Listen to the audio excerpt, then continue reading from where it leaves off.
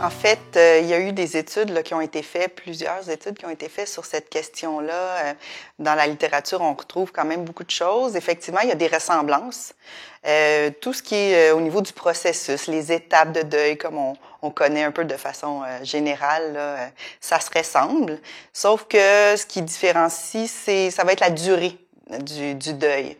En général, on peut parler pour la perte d'un être humain avec qui ça allait bien et tout, que ça peut prendre à peu près 1 an. Tu sais, c'est sûr que la perte d'un enfant, c'est beaucoup plus long. La perte de quelqu'un avec qui c'était conflictuel, c'est plus problématique, ça peut être plus long aussi. Mais la perte d'un animal, de manière générale, ça va être les mêmes étapes, mais en raccourci. Ça peut être une période intense au début, ça peut être très, ça prend au cœur, là, tu sais, les gens sont très touchés là, de perdre leur animal, mais en général, ça va se placer quand même assez rapidement là, dans la vie de chaque personne. Par contre, il y a des cas particuliers, ça peut aller jusqu'à, puis certains vétérinaires vont le vivre là, dans leur pratique. Peut-être la majorité vont vivre au moins une fois là, dans leur carrière, là, mais une relation vraiment particulière avec l'animal, là, où est-ce que l'animal va venir carrément même remplacer une relation qu'ils auraient dû avoir, mettons, avec un enfant. Alors, pour certaines personnes, là, propriétaires d'animaux, leur relation avec l'animal peut devenir très, très prenante, puis très envahissante quand c'est le deuil. Quand ça fait des deuils compliqués pour certaines personnes, mais c'est quand même assez rare. Mais quand les vétérinaires sont devant une situation comme celle-là, ça les chamboule, ça les appelle beaucoup, là, mais ils savent pas trop quoi faire avec ça parce que c'est quand même assez particulier. Mais de manière générale, c'est ça, c'est un deuil plus raccourci. Il y a le deuil aussi que les vétérinaires peuvent ressentir face à la perte des animaux qu'ils traitent. Ça, c'est quelque chose qui m'a particulièrement intéressée, moi, dans mon étude.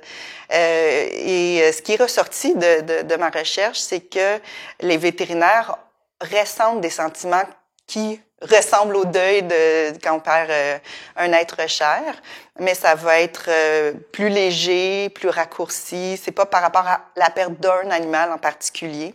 Alors, des fois, ça va être un animal qu'ils ont suivi depuis 15 ans. Ils ont vu les enfants grandir, les enfants de la famille.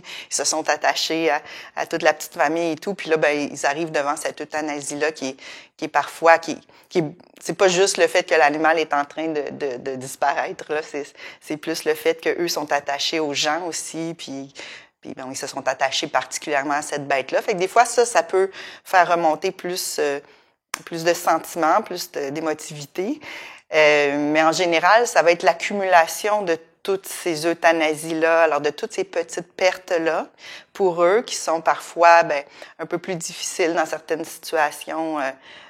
Si l'animal était en santé, les raisons pour lesquelles le propriétaire euthanasie, d'autres fois, ça va être un cas qu'ils peuvent plus continuer de traiter par manque d'argent de la part des propriétaires. C'est toutes sortes de raisons un peu mélangées dont on parlera peut-être un petit peu plus tantôt, mais ce qui va faire que le vétérinaire, au bout de peut-être 4, 5 euthanasies en début de pratique, ou au bout d'une centaine d'euthanasies au cours des années, commence à miner un peu leur état d'esprit selon la façon dont ils ont là, développé, eux, là, pour s'en sortir, pour rester en équilibre. Donc, pour les vétérinaires, dans le fond, mon étude, ce qu'elle a démontré, c'est que les vétérinaires aussi peuvent ressentir des émotions de deuil à force d'euthanasier des animaux dans leur pratique. Ça, c'est ce qui était nouveau là, de mettre en lumière là, dans la littérature, là, dans le fond, s'inquiéter, se préoccuper de ce geste-là pour les vétérinaires, là, pour ceux qui le posent.